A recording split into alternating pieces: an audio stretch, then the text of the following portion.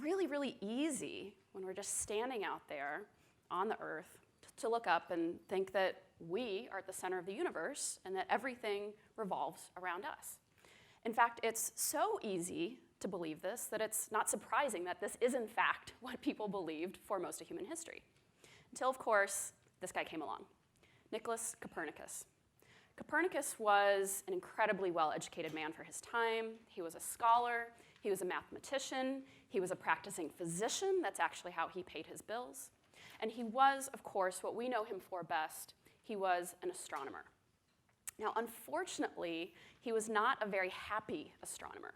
And he was unhappy because the astronomical models of his time just didn't work very well. They didn't do what they were supposed to do, which was predict where the various stars and planets would show up in the sky and what paths they would take. And his contemporaries started to tinker with these models. And they created things called epicycles to explain what they were seeing. And then when that didn't work, they started creating epicycles, and then epicycles. But as complex as these models got, they still didn't work. And of course, 500 years later, we know that it's because they were based on a flawed perspective. So what the heck does this have to do with customer experience, right? Well, in the business world, we're actually in a very similar situation today.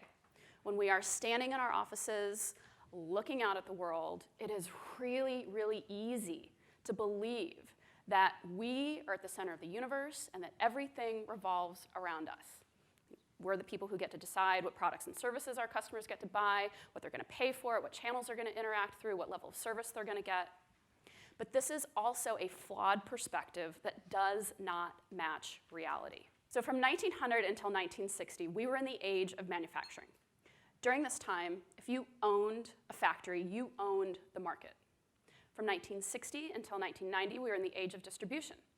During this time, if you owned a distribution network, you owned the market. From 1990 until 2010, we were in the age of information. If you're following along during this time, if you owned the information, you owned the market.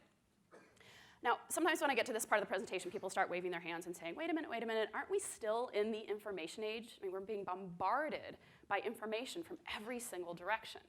And yes, that is true.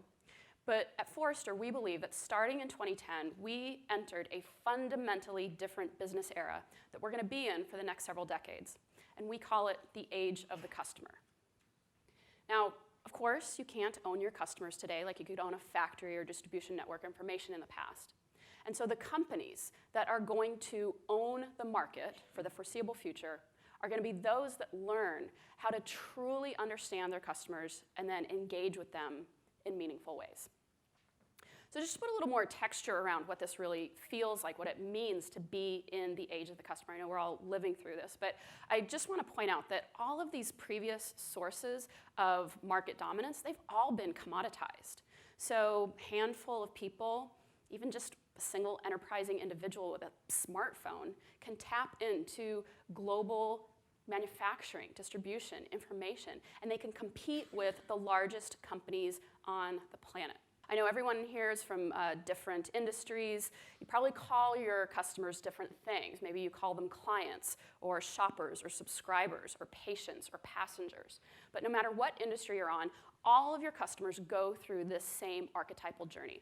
And it starts when they discover that you have products and services that meet their needs. They evaluate those products and services against those of your competitors. Hopefully they move on and they buy your products and services. Then we move on to a stage of the journey that we call access. And this is basically everything that happens between the time that the customer buys your products or services and then actually starts to use them. So if you're a product company, this is the unboxing experience. If you are an airline, this would be all the interactions that take place as someone logs into your site, downloads their boarding pass, goes through TSA, walks through the airport terminal. So a lot of different interactions, not only with your company, but with partner companies as well. Then, after they get their hands on whatever it is that they have paid for, they use it. They get support if they run into trouble. And then we reach a critical juncture where your customers decide to either re-engage with your organization or they decide to leave. And truthfully, this can happen at any stage of the journey, not just at the end, of course. If you want to succeed in the age of the customer, you need to shift your perspective, just like Copernicus did. You need to take an outside-in perspective. And when you do, you will find the power of putting customers at the center of your business.